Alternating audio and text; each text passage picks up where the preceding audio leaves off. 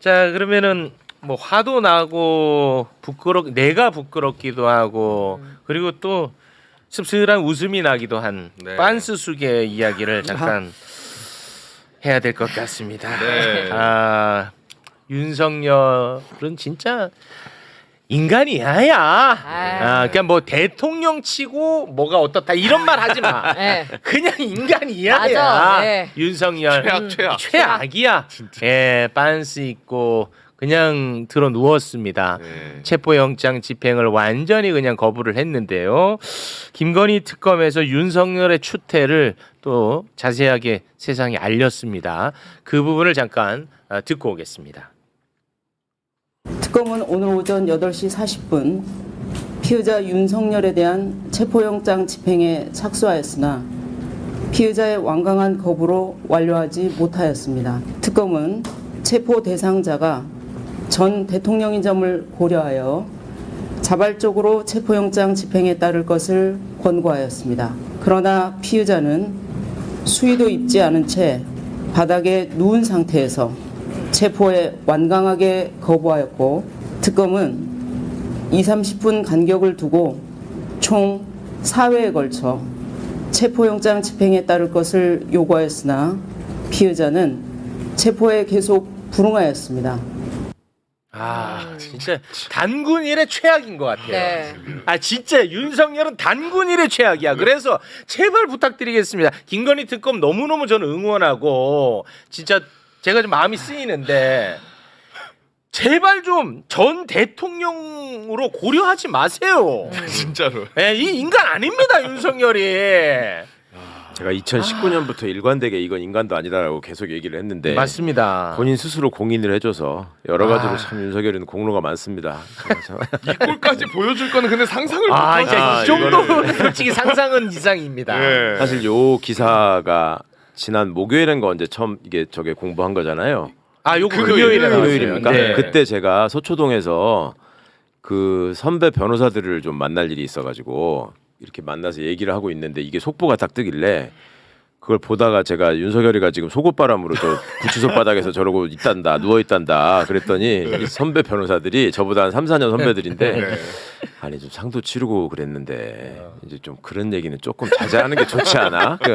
아무리 그렇다고 해서 걔가 그러겠어 그래서 과장인 줄 알았을 거야. 맞아, 아직도 그래. 그렇다니까요. 맞아. 그래서 예. 아이 무슨 소리야 지금 특검 보고 발표한 거예요. 그랬더니 아이 거기다 왜 특검 보는 또 왜 갖다 씹어놨냐고 이러는 거야. 맞아, 와, 진짜 그래. 황당했다니까. 그래서 황당해, 내가 진짜 그래. 아직도. 결국 제가 상주지만 참지 못하고 야이씨 정말이야 그러면서 보여줬다니까. 정말이야. 믿기 힘들지.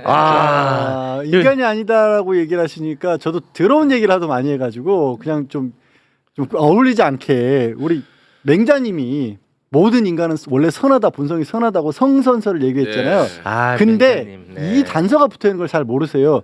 그러면서 뭐라고 얘기하셨으면 수호지심이 없으면 수치심이 없고 부끄러움이 없으면 인간이 아니라라고 했습니다. 전제가 있었군요. 모든 인간은 선한데 그런 놈은 인간이 아니야라고 했어요. 맹자님이. 인간이 아니에요. 네. 아니네.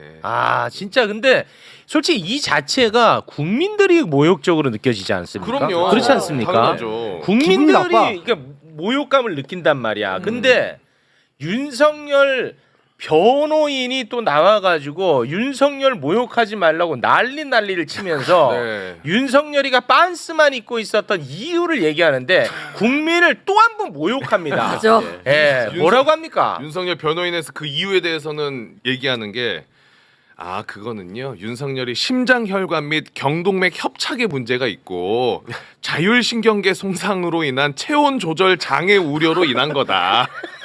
뭐 별의별 단어를 의료 단어를 다 붙여가지고 아니 그렇게 위급한 상황인데 왜 특검이 가자마자 또 주섬주섬 있느냐? 그러니까. 왜 또 입어? 체온 조절 장애가 있다잖아요. 지금 그래서 도마뱀설이 지금 나오고 있어요. 변온동물이라고요? 실제로 지금 그런 얘기들 나오고 있는 상황입니다. 이게 수치스러운 게 진짜 이 상황을 미국, 프랑스, 홍콩, 스웨덴 외신에서 그냥 다 받았어가지고 또 얼마나 창피합니까? 맞아요. 정말 그 대단한 윤석열입니다. 네. 자, 그런데 지금 아까 그 주변 분들의 그 점잖은 분들의 예. 인식을 잠깐 좀 말씀을 해주셨잖아요. 근데 문제는 윤석열의 변호인은 나는 또 100번 양보하면 그럴 수 있다고 쳐요. 변호하는 사람들이니까. 윤석열 입장에서 뭐 다 거짓말일지 모르지만. 네. 근데 기자는 그러면 안 되잖아요. 기자. 네. 기자가 마치 윤석열 변호인처럼 행동하는 듯한 모습을 보였습니다. 특검 브리핑이 이제 비공개로 바로 이제 또 전환이 됐거든요. 네. 전환이 딱 되자 어떤 기자가 윤석열의 추태를 알린 특검을 향해서 문제 제기를 했습니다. 네. 그 부분을 잠깐 좀 정리할까요? 기자가 특검보에게 이렇게 물어봅니다. 방금 속옷 차림, 바닥에 누워 이런 표현을 썼는데 특검의 이 브리핑이 외신에서도 소비될 수가 있다. 공보된 이런 내용이 특검 내부에서도 논의를 거쳐서 수위가 정해진 건가요? 라고 물어보니 오정희 특검보가 질문 취지를 정확히 잘 모르겠다라고 답을 하고요. 네. 그리고 이어서 기자가 엄중한 사안이니 해외에서도 많은 관심을 갖고 있다. 이거 특검 차원에서 협의가 돼서 말하는 건가요? 라고 묻고 오정희 특검보는 국민 알 권리 차원에서 설명이 필요하다고 판단하고 진행을 했다. 모든 공보는 협의를 거쳐 진행한다라고 네. 이야기를 합니다. 약간 좀 축약해서 저희가 보여드린 건데 네. 기자가 계속해서 저런 식으로 딴지를 걸고 문제 제기를 했다는 거예요. 아니 국가 망신은 윤석열이 시킨 거지 특검이 시킨 게 아닙니다. 네. 특검이 만약에 이런 사실을 안 알렸잖아? 그러면은 특검이 욕 먹어야 돼요. 맞아, 맞아. 그렇죠. 바가지로. 예. 그렇죠. 왜 2시간 만에 나왔냐. 그렇습니다. 근데 이걸 갖다가 기자가 마치 변호인처럼 행동하는 이런 모습은 우리 미디어 비평 전문 기자로서 최경영 기자가 이 고무호수 한번 들어야 될 것 같은데요. 어떻게 보셨습니까?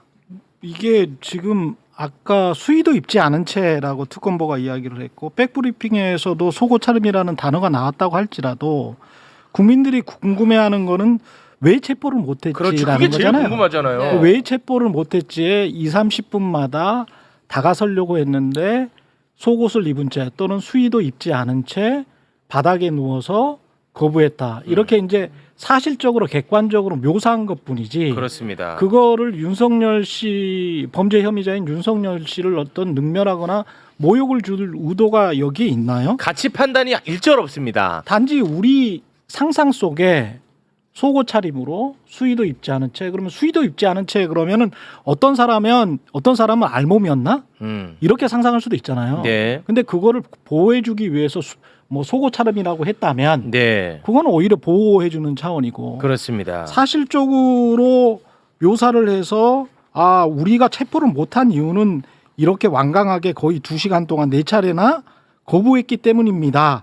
라고 말고 따로 어떻게 국민들에게 설명을 해줘야 네. SBS 기자들이나 다른 기자들은 합당한 대통령 전직 대통령의 A에 맞는 그런 공보 기능입니다라고 말을 했을까요? 그렇지. 저는 지극히 객관적인 표현이라고 보는데요. 그렇습니다.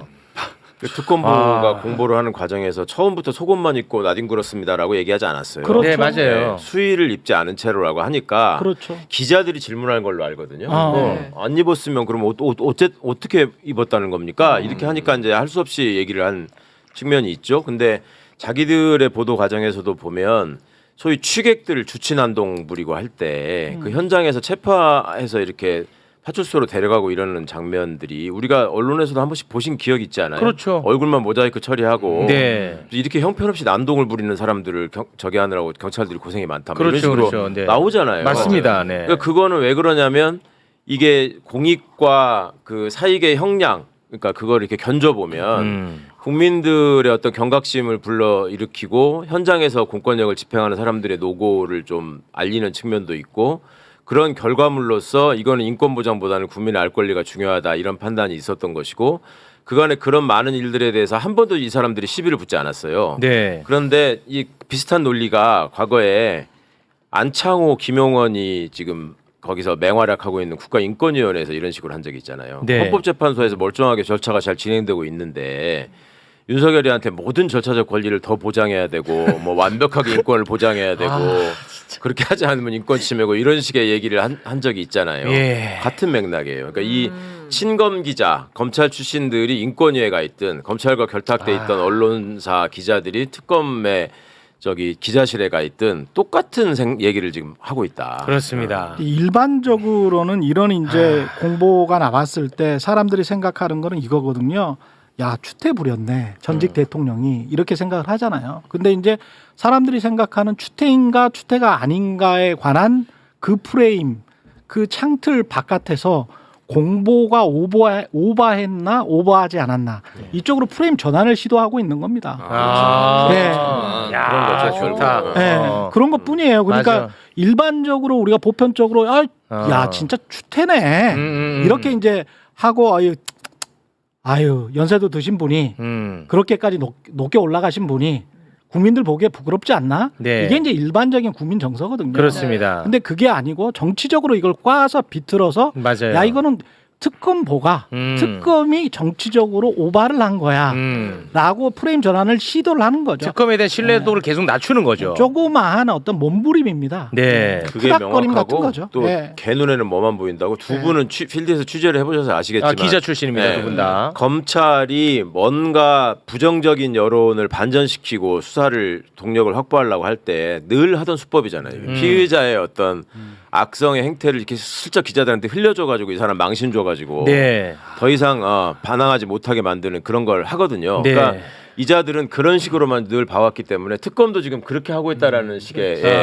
그런 생각, 그런 네. 걸로만 그냥 가는 거예요. 근데 이번에 그렇게 꼭 바꿔버리는. 필요한 정보였다는 거. 맞아요. 네. 정보도 그렇고 이 구조를 윤석열과 관련된 부분을 보도하거나 저는 특검이나 앞으로 재판부에서도 그런 식으로 좀 봤으면 좋겠는데 뭐냐면 이런 어떤 뭐 수사 과정에서 인권을 존중한다거나 보호해야 된다거나 수용자 규칙상 이 사람 함부로 못한다거나 이런 게 있는 이유는요 공권력 때 개인이었을 때 네. 약한 개인을 지켜주기 위해서 그런 장치들이 있고 그런 맞습니다. 시각으로 보는 예, 겁니다. 예. 그런데 윤석열이라고 하는 자는 인간으로서 개인으로서의 내란을 저지른 게 아니잖아요. 그렇죠. 현직 대통령이라고 하는 공권력 자체가 거꾸로 인권을 탄압했던 범죄를 저질러서 지금 예. 구속돼 있는 거예요. 그렇습니다. 그리고 지금 그렇게 옷 벗고 하고 있는 짓거리도 자기가 아직 공권력을 가지고 있는 것처럼 여전히 공권력을 무시해버린 겁니다. 네. 그러니까 보호받아야 될 개인이 아니라 여전히 자기가 대통령이라고 된 것처럼 대한민국이라는 공권력을 짓밟고 있는 거예요. 그렇습니다. 발가벗고 누워서. 네.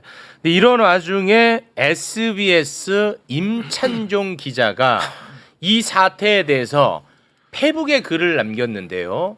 지금처럼 말씀하신 우리 그 세 분 같은 분들을 아주 한심하게 바라보고 있다는 점, 요때는 화가 좀 나면 좋겠는데 말이지요. 한번 소개를 좀 해주시겠습니까? 임찬종 기자의 페이스북 글을 좀 소개해드릴 텐데 제목 한심한 작자들. 최경영 같은 한심한 작자들. 네. 그러면서 이렇게 씁니다. 조국 전 대표가 구치소에서 뭘 잊고 있었다고 검찰 공보관이 브리핑을 했어 봐라.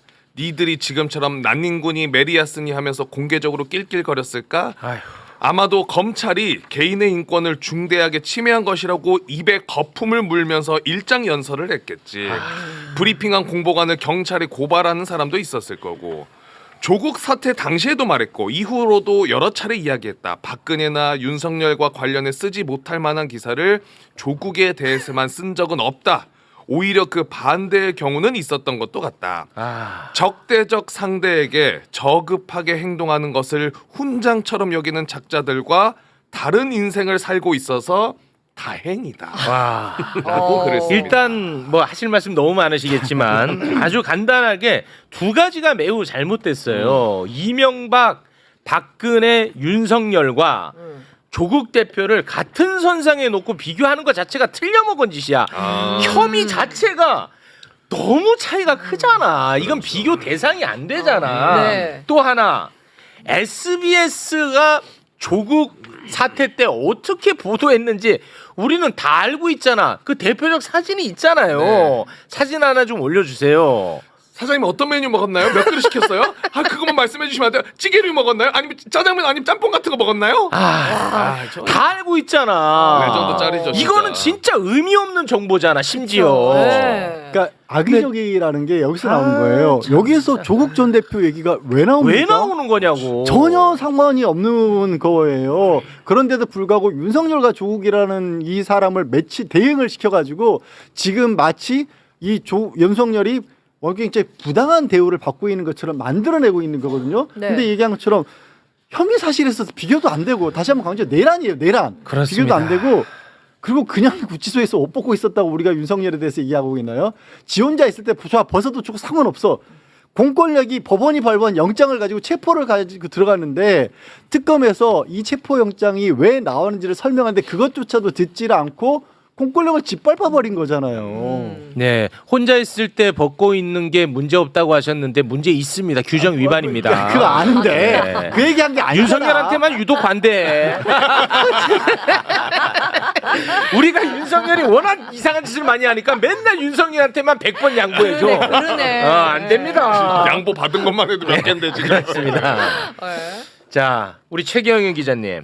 저는 몇 가지를 좀 지적을 하고 싶은데 일단 저 그 짤에 나왔던 그 여기자 있지 않습니까? 네. 네. 그 사람이 지금 SBS의 앵커로 활동하고 있는 걸로 메인 알고 뉴스 있는데 앵커. 메인 뉴스 앵커로. 아, 그래요? 메인 주말에. 앵커예요. 예. 아, 메인 앵커요? 그래서 네. 그것도 비판 많았어요. 그러니까 이게 지금 SBS도 저 회사에서 보도국에서 좀 생각을 해봐야 될 게 저런 짤이 계속 돌고 있고 거의 뭐 한 몇천만 명은 다 봤을 거예요. 다 알 겁니다, 예, 저거는. 저 기자의 얼굴을. 근데 이제 저 기자가 앵커를 하는 거예요. 그러면 SBS는 스스로를 어떤 이미지를 시청자들에게 전달하기 위해서 저 여기자를 앵커로 그 이후에 몇 년 후에 썼는가. 윤석열 정부 때. 이게 이제 첫 번째고요. 두 번째는 임찬종 기자가 마치 SBS의 대표 기자인 것처럼 계속 나오는 거에 관해서 그렇게 생각 안 합니다. SBS는 부담스러울 것 같거든요. 제가 보기에는. 왜냐하면 이제 사회적으로 계속 논란이 되고 있으니까. 근데 임찬종 기자 같은 경우에 이제 슬슬 올라오잖아. 저봐. 올라오잖아. 그럼 이제 좀 이제 올라오잖아. 그만 갈고요. 올라오잖아. 두 가지만 말씀드릴게요. 네. 대표적으로 결과적으로 오보가 돼버린 5대3 대드락 오보 같은 그 경우에 윤석열 탄핵 심판 때 이 사람이 했죠. 그 대드락. 5대3 그렇죠. 대드락. 명확하게 서류나 뭐 어떤 증거 제시도 없이 그렇죠. 그냥 보도를 했고 그걸 SBS가 메인 뉴스로 아주 크게 틀었거든요. 그렇습니다. 그때 SBS의 의도는 진짜 무엇이었는지 내란 보호 목적이 아니었는지도 SBS 스스로 한번 보도국 자신들의 양심에 한번 물어보시고요. 임창정 씨도 기자 양심을 그렇게 강조를 했으니까 본인은 어떤 생각이었는지 그리고 그 이후에 왜 오보가 났는지에 관해서는 왜 따로 보도를 안 하는지에 관해서도 좀 알려주십시오. 그것도 왜 오보가 났는지에 관해서도 알아야 할 시청자 권리가 있지 않습니까? 네. 그리고 두 번째 사람들이 잘 모르는데요. 한동훈 법무부 장관 임명했을 때 임찬종 기자가 보도한 게 있습니다. 어떻게 묘사를 했는지 아세요? 그렇죠. 그거 유명하죠. 뭐가 있어요?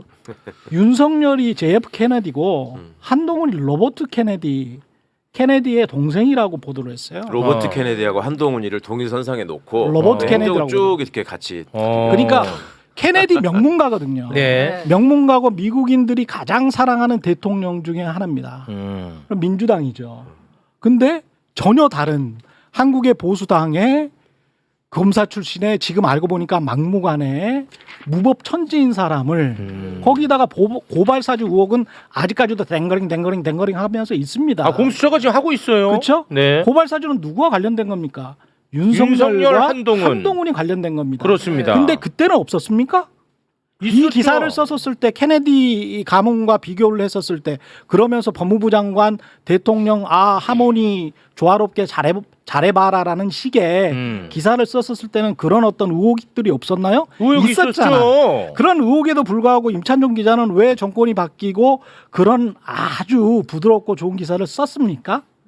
왜 그렇습니까? 그리고 내란 바로 직후에는 왜 헌법재판소를 흔드는 그리고 전체 민심을 흔드는 그런 보도를 SBS는 전면에 내세워서 했습니까? 왜 그랬을까요? 그거는 SBS 보도국과 SBS 전체에 관한 의심을 할 수밖에 없는 거예요, 우리가. 안 그렇습니까? 그거는 그 방송사로 보면 이런 거죠. 방송사로 보면 SBS는 간특한 지상파의 조선일보인가? 간특한 지상파의 조선일보. 안 그런 척, 객관적인 척, 중립적인 척 하지만 항상 어느 누군가의 편에 있는. 그런데 알고 보니 그거는 보수 또는 내란 극우 세력의 편에 있는. 왜? 아마도 지주회사가 건설회사에서 그런 거 아닌가? 이렇게 의심할 수밖에 그렇게 없는 이제 거죠. 의심을 한다는 겁니다. 요거 하나만 좀 바로 잡고 가겠습니다. 우리 저 제작진이 보내온 건데요. 짤에 나왔던 아까 그 이현영 기자. 예, 예. 네. 그분은 그 윤석열 정부 때 앵커했던 건 아니고 파면되고 나서 파면되고 나서 4월 19일부터 주말 앵커를 하고 알겠습니다. 있다라는 사실. 예.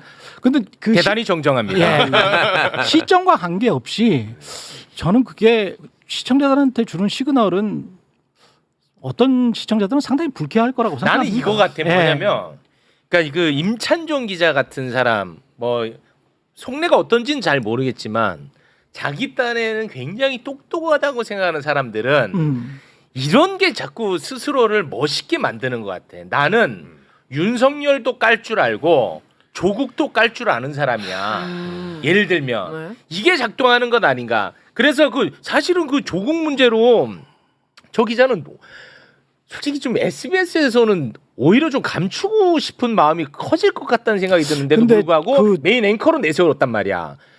우리는 조국도 까고 윤석열도 깔 줄 아는 언론사야. 근데 이렇게 공정해. 이거 이렇게 아닙니까? 생각하면 될 것 같아요. 그러니까 두 가지 말씀드리고 싶은데 네. 또 첫 번째는 이게 첫 번째는 이런 거예요. 조국과 관련해서는 저도 비판을 했어요.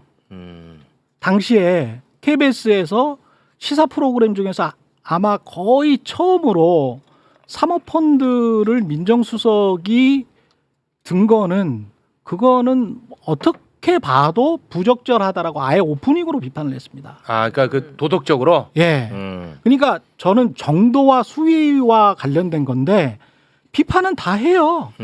근데 그 비판이 중앙일보나 특히 그때 당시에 중앙일보나 SBS나 대다수 언론들이 했던 그것 중에 오보도 굉장히 많았고 과장된 보도도 굉장히 많았잖아요. 네. 지금도 이재명 정부 들어와서 인사와 관련된 논란은 저도 지금 비판을 해요. 계속 비판하고 있습니다. 네. 근데 그 정도나 수위가 그러면 뭐 평균적인 이제까지 보편적인 언론의 수위의 비판이었나? 그건 전혀 아니라고 보거든요. 전혀 아니고 무리한 보도도 굉장히 많았고요. 특히 중앙일보 같은 경우에 무슨 사모펀드가 무슨 대선 자금용이라고 막 비판하고 김경률에게서도 막 그게 확정적인 것처럼 이야기를 했잖아요. 다 틀린 얘기지. 그런 거 전부 다 오보였지 않습니까? 다 틀린 거지. 근데 그런 것과 관련해서는 아니 나도 비판했어. 나도 비판했지만 그때 당시에 정도와 수위에 맞게 비판한 언론이 맞는 언론은 아니에요. 네. 그리고 두 번째 법적으로 봤을 때는요. 이게 우리가 윤리적으로 봤을 때는 우리는 매일 저도 교회를 다니는데 매일 죄를 짓고 살아요. 우리 최욱 씨도 죄를 전 죄 짓지 않습니다. 너무 그 죄인 취급하지 마십시오. 거짓말이에요. 네. 저는 거짓말이에요. 매일 죄를 짓습니다. 매일. 저는 그렇게 죄인 취급하지 마십시오. 매일 죄를 짓습니다. 죄를 짓는 거하고요. 윤리적으로 죄를 짓는 것과 사법적으로 죄를 만드는 거는 전혀 다른 전혀 문제입니다. 다른 문제지. 근데 조국 사태의 핵심은 사법적으로 죄를 만들었다는 게 핵심이에요. 그렇지. 우리는 저도 매일 죄를 지어요. 수산이도 매일 죄를 짓고 저는 착하게 살죠. 아유, 다 죄인으로 만들지 마세요. 우리 회개해야 됩니다. 아니 알겠습니다. 근데 이게 어. 죄를 짓는 것과 죄를 만드는 거는 굉장히 다르다. 그리고 그렇지. 죄를 만들었던 지난 4년 5년간의 역사에 관해서는 사법부, 검찰 그리고 언론이 반성할 부분이 굉장히 너무 많아. 많다라고 생각합니다. 죄의 무게만큼 비판하는 거야. 누가 뭐라고 합니까? 그렇죠. 이거는 말도 안 되는 일들을 네. 벌였잖아요. 근데 이거를 함께 묶어가지고 너도 어차피 죄인이잖아. 너도 죄 짓고 살잖아. 그게 아직도 남아있다는 게 나는 처참하더라고. 나는 그런 이번에 식으로 이걸 지금. 꼭 다루는 이유가 뭐냐면 조국 사태 이후에 뭔가 좀 반성하고 성찰을 하고 발전을 해야 되는데 그대로 인식이 남아있어요. 너무 예. 중요한 말씀. 중요한 말입니다. 그러니까 지금 뭐라고 썼든 간에 인권이 어떻고 뭐 이런 네. 거 소리고 결국 나는 조국이 싫어. 그 얘기예요 그냥 이거는. 네. 그리고 누가 봐도 그런 느낌을 가질 수밖에 없는 이유가 사실은 임찬종 기자를 꽤 오래 전부터 제가 알고 있었습니다. 법조 기자를 제가 볼 때만 해도 그때는 젊은 기자였는데 이제 어느덧 중견을 넘어서서 이제 50이 넘은 법조의 원로 기자처럼 됐어요. SBS에서 거의 제일 선배일 거예요. 근데도 계속 SBS가 어떤 공간을 임찬종한테 주지 않을 재간이 없는 것 같아요. 그러니까 예전에 소위 조국 장관 사건 때 나름 특종을 많이 했거든요. 그리고 이제 이 사람의 머릿속을 그간에 제가 이 사람하고 좀 대화를 해본 걸 경험으로 좀 유추를 해보자면 특별히 제 느낌에 SBS 기자하고 조선일보 기자들한테 좀 느껴지는 잘못된 점이 뭐가 있었냐면 네네네.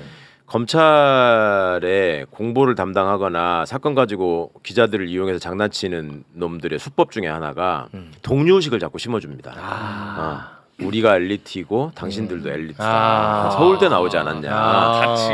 우리가 세상을 이끌어가는 거고 우리가 세상을 정화하는 거다 이런 걸 계속 심어줍니다. 그럼 그거를 은연중에 즐겨요 되게. 그리고 그런 얘기를 들으면 지가 그 사람과 동급이 된 것처럼 스스로 착각을 해요. 같은 팀원 느낌이구나. 그렇죠. 중앙지검 3차장이 저녁 먹자고 해가지고 양지열 기자님 저기 뭐 이러저기 기사 잘 보고 있습니다. 역시 탁월하시더군요. 이런 거에서 우월감을 느껴. 30대 후반에 40대 초반 이제 법원 검찰에 막 일진이 된 기자들 입장에서 흥분하는 거예요. 그런 증세가 있잖아요. 근데 그것이 그걸로만 끝난 게 아니고 실제로 발현돼 가지고 문제를 일으킨 시작이 제가 기억하기로는 소년 의원의 목포 땅 투기 사건이에요. 네. 이거 조국 장관 사건보다 훨씬 전의 일이었고요. 이게 검찰이나 또 언론에 동통되는 속성 중에 하나가 유명한 사람을 하나 잡아가지고 저거를 그 신상의 어떤 그 변동을 일으켰을 때 내가 효능감을 느끼고 그랬겠지. 중요한 역할을 했다라고 생각을 해요. 맞아. 그러니까 똑같은 사람을 구속해도 이 사람이 직급이 뭐냐에 따라서 자기의 값어치가 달라진다고 생각하는 것처럼 언론도 그런 게 있는데 손혜원 의원 가지고 그때 무슨 특별 취재팀까지 만들어서 무슨 끝까지 판다팀 어쩌고 해가지고 맞아요. 몇 달을 시끄럽게 하고 그것 때문에 수사가 된 거예요. 그래서 기소까지 됐는데 다 무죄됐거든요. 무죄됐잖아. 다 무죄되고 뭐 어떤 부동산 실명법 이런 걸로 벌금 얼마 나왔었어요.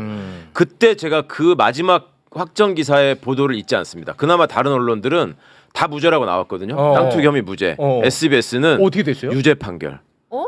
벌금 몇백만 원 나온 거 가지고. 아. 그러니까 하나 집어가지고 유죄 맞는 거를 가지고 손혜원 최종심 유죄 판결 이렇게 타이틀을 달더라고요. 와. 근데 그런 방법들이 적대적 상대한테 저급하고 행동하는 임찬종이가 정말 본인이 경멸한다고 하는 그거의 대표적인 사례고 이런 입장이 일관됐으면 그 사안에 대해서 누구보다도 앞장서서 비판을 했어야 되고 아까 언급하셨지만 고발 사주 같은 게 윤석열 한동훈이가 적대적 상대에 대해서 가장 저급하고 더럽게 행동한 네. 대표적인 사례 아닙니까? 그렇습니다. 뭐 그런 거에 대해서 이런 방구 없이 갑자기 윤석열이가 저급하고 더러운 행동을 하니까 거기다 갑자기 조국을 왜 소환해가지고 아주 악의적이고 진짜 이게 저질이죠. 속상하다. 그리고 아까 하나도 나아진 게 없어. 하나도. 더 심각하죠. 근데 아까 이제 최경영 기자도 잠깐 지적을 했지만 헌법재판소 5대3 굉장한 의혹인 게요. 제가 이후에 얼마 전에 취재한 바로는 그때 당시에 그 헌법재판소 재판관들은 사전에 자기들이 찬성인지 반대인지를 의견을 내본 적이 없습니다. 사전이라는 게 언제까지를 그러니까 얘기하는 거예요? 재판에 탄핵이 이게 소추가 된 이후로 마지막 결정을 할 때까지 그 전에 나는 원래 어떤 입장이다라고 해서 서로 의견을 주고받으면서 그걸 조율해 간 게 아니고요. 그런 방식을 쓴 게 아니고 탄핵 결정 있기 직전 이틀 전인가 하루 전인가의 마지막 순간에 자 우리가 준비가 됐는데 양쪽의 결정문을 다 만들어 놓고 네. 그러니까 인용 결정문도 만들어 놓고 기각 결정문도 만들어 놓고 네. 인용에 대해서 인용 결정문에 대해서 이의 없죠. 기각 결정문에 이의 없죠. 둘 중에 뭐가 나가도 여러분은 동의하는 겁니다라는 상황에서 네. 자 이제부터 손듭시다. 그래서 그 자리에서 처음이자 마지막으로 8대0이 나온 거예요. 여러 그래서 번 얘기했어요, 5대3이라는 그러면. 얘기는 예. 나올 수가 없는 얘기예요. 그러면 그 취재원이 누군지는 전 잘 문양배 모르겠습니다. 재판관이에요. 에이? 문양배 자, 재판관이 그럼 그렇게 근거 얘기했어요. 됐다. 근거 됐어. 그러면 네. 이제 임찬종도 근거를 대야 돼. 5대3 대드락에 대한 근거를 제시를 해야 돼. 그때는 근거 제시가 없었어요. 그렇죠. 그냥 5대3 대드락이라고 그냥 확정적으로 얘기했었거든요. 이렇게 근거를 제시를 해. 우리는 아니, 문양배 가지고 끼고 하니까. 당시 얼마나 난리가 났었어요. 난리 났었잖아. 내가 머리 깎았잖아. 왜냐면 그때 단독이라고 대서특필을 했기 때문에 그렇습니다. 근거를 네. 대야죠. 근거가 없었어요 그때는. 맞아. 근거를 지금이라도 대세요 그러면. 됐죠? 이 부분 이렇게 정리하고 임찬종 기자가 조국 사태에 대한 이야기를 언급을 했으니까 말 나온 김에 조국 사태의 본질에 대해서 아주 간략하게 정리를 좀 짧게 하고 가겠습니다. 네. 네. 2019년 8월 9일 법무부 장관으로 조국 민정수석이 지명됩니다. 네. 그 이후 윤석열 검찰총장의 지휘하에 70곳 압수수색 때려버립니다. 지명되자마자요. 70곳 70곳. 그냥 때려버려요. 네. 그때 이제 법무부 장관이 누구였냐? 바로 박상기 법무부 장관이었는데 네. 윤석열 검찰총장이 박상기한테 보고를 해야 될 거 아니야. 네. 보고할 때 뭐라고 했냐? 사모펀드 때문에 이거 수사하는 거라고 보고를 한 거야. 사모펀드 때문에. 자, 결론적으로 먼저 말씀을 드리면 사모펀드 무죄 나왔습니다. 네, 무죄. 그러면 이거 수사가 애초에 잘못됐다는 얘기죠. 네. 그렇죠? 네. 그리고 2019년 9월 4일 최성해 동양대 총장이 참고인 신분으로 검찰에 출석해서 조국 후보의 부인 정경심 교수가 동양대 표창장을 위조했다라는 식으로 이야기를 합니다. 검찰에 가서. 그게 결정적으로 작용을 해서요. 조국 후보의 인사청문회가 한창 열리고 있는 2019년 9월 6일 밤 전격적으로 검찰이 정경심 교수를 기소를 해버립니다.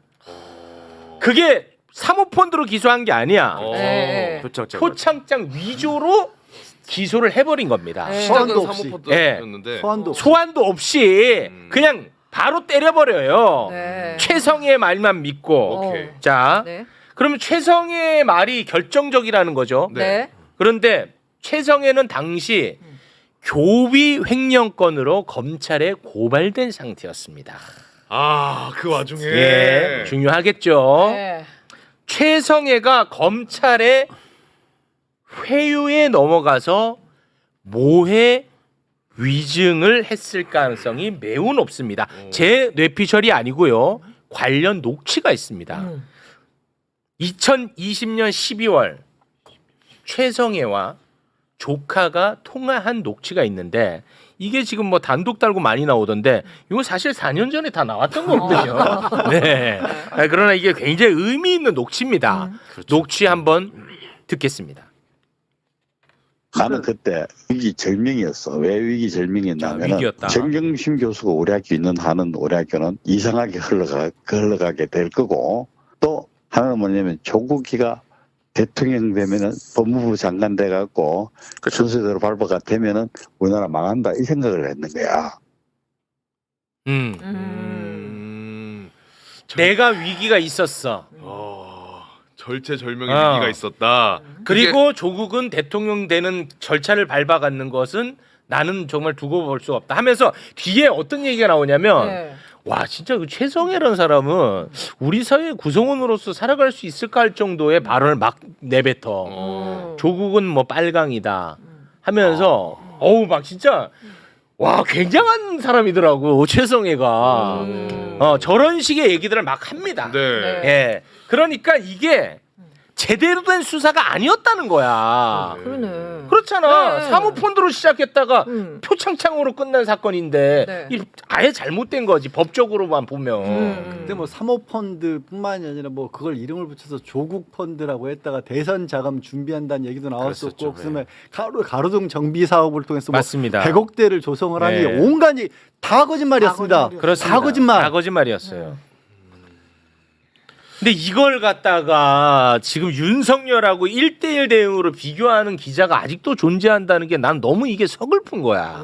난 이 얘기를 하고 싶었던 거예요. 자기 아직도. 인생을 합리화하고 싶은 거예요. 그런 거죠. 예, 그러니까 70, 80 넘어간 그 노정객들이 박정희를 추앙하는 이유 중에 하나가 자기 인생을 합리화하고 싶은 거거든요. 근데 이 50대 기자든 40대 기자든 그 조국 사태를 거쳤을 때 본인들이 스스로 죄를 지었던 기자들이 죄를 지은 어떤 인간에 관해서 일반화를 시키면서 너는 그럴만해 라고 계속 비난을 하고 있는 겁니다. 네. 알겠습니다.